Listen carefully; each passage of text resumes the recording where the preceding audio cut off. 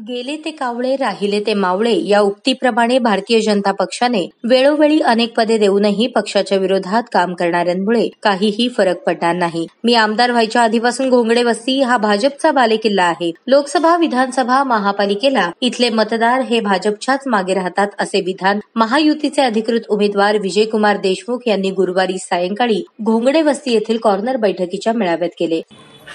आजची ही बैठक निवडणुकीच्या संदर्भात बैठक आहे।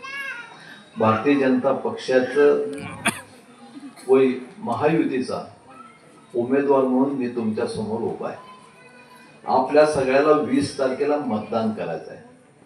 या 20 तारखेला तसं तर मतदान 20 तारखेला असलं तरी या घोंगडे वस्तीमध्ये मी फार वेळा कमी भाषण केलो आलो। आज आपल्या या घोंगडे वस्तीमध्ये गेल्या अनेक वर्षापासून मी जेव्हापासून भारतीय जनता पक्षामध्ये प्रवेश केला तेव्हापासून घोंगडे वस्ती ही भारतीय जनता पक्षाची बालेकिल्ला आहे। या इथल्या सगळ्यांचा मी खरंच आभार मानतो। परवाच्या निवडणुकी झाल्या लोकसभेच्या निवडणुकीमध्ये अनेक जण भारतीय जनता पक्षाच्या बद्दल अपप्रचार केला आणि ह्या अपप्रचारामुळे आपल्याला या देशभरात आपल्याला मतं कमी मिळाले, आपल्या भारतीय जनता पक्षाचे सीट कमी आले। पण ह्या निवडणुकीनंतर आपल्याही लोकसभेचा सीट पराभूत झाला आणि तेव्हा मी परत मुंबईला गेलो। विधानसभा चालू होतं, अधिवेशनमध्ये माझे सहकारी आमदार माझं अभिनंदन केलं। का तर ते म्हणत होते की भारतीय जनता पक्षाचे तुमच्यातल्या कार्यकर्त्यांचं आम्हाला कौतुक वाटतंय, तिथल्या नागरिकांचं मतदारांचं कौतुक वाटतंय। एवढं मोठं वादळ देशभरात उठलं होतं भारतीय जनता पक्षाच्या विरोधात, तरी तिथल्या नागरिकांनी या वादळामध्ये दिवा लावले, 36,000चा लीड दिला। यावेळी व्यासपीठावर माजी नगरसेविका रोहिणी तडवळकर, अंबिका पाटील, माजी सभागृह नेते संजय कोळी, बाबूराव जमादार, राजकुमार पाटील, नागनाथ खटके, आप्पा शहापूरकर, किसन घोडके, रघुनाथ मिश्किन, दत्ता बडगू, शशी अन्नलदास, जगदीश होनराव, श्रीपाद इराबत्ती यांची उपस्थिती होती। येणाऱ्या निवडणुकीत आपण सर्वांनी भाजपला मतदान करण्याचे आवाहन आमदार विजयकुमार देशमुख यांनी केले। सगळ्यांना विनंती करतो की आपल्याला या लाडक्या बहीण योजनासारख्या योजना चालू ठेवायच्या आहेत। आपल्याला या शहराचा विकास करायचा आहे, आपल्याला या राज्याचा विकास करायचा आहे, आपल्याला या देशाचा विकास करायचा आहे। म्हणून आपल्याला सगळ्याला 20 तारखेला जे मतदान करायचं आहे ते मतदान आपण 20 तारखेला कमळाच्या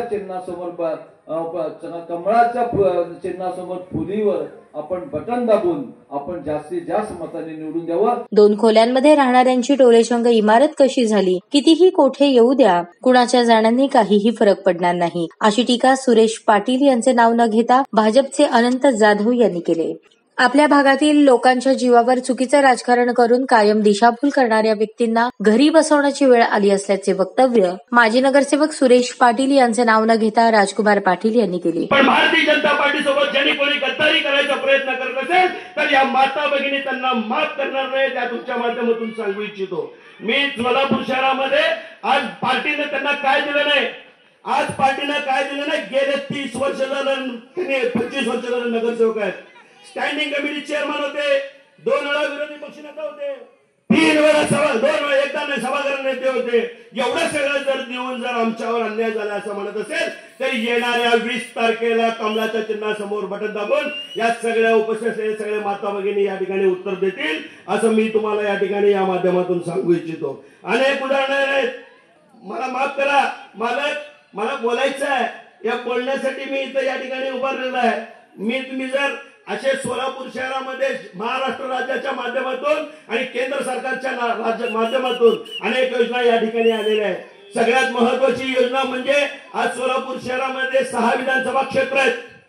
त्या 6 विधानसभा क्षेत्रामध्ये जर बघितलं तर आपल्याला 17,000 लाडक्या बहिणींसाठी आमदार विजयकुमार देशमुख मालकांनी केलेला आहे। आणि ज्यांनीपणे आता मी तुमचं मनापासून कौतुक करतो, गेल्या लोकसभेला अशाच पद्धतीचं विरोधात जायचा प्रयत्न या भागातील नेते करत होते, पण त्या नेत्यांना न जुमानता आपल्या या माता भगिनी, आपल्या या भारतीय जनता पार्टीवर प्रेम करणारे माता भगिनी आणि आपले नागरिक मालक 8,500 मताचं लीड या लोकसभेला या भागातून भारतीय जनता पार्टीला मिळालेलं आहे. यावेळी सिद्धराम जाटगल, विजय पुजारी, मल्लीनाथ चोपडे, सुरेश जमादार, महेश कोळकर, सुरेश पाटील, जिंदा गंजली, उमेश जमादार, आनंद गुजले, सोमनाथ बिराजदार, विरेश मनकल, नागेश पुजारी, शिवाजी खटके यांच्यासह भाजपप्रेमी, माता भगिनी आणि नागरिक मोठ्या संख्येने उपस्थित होते.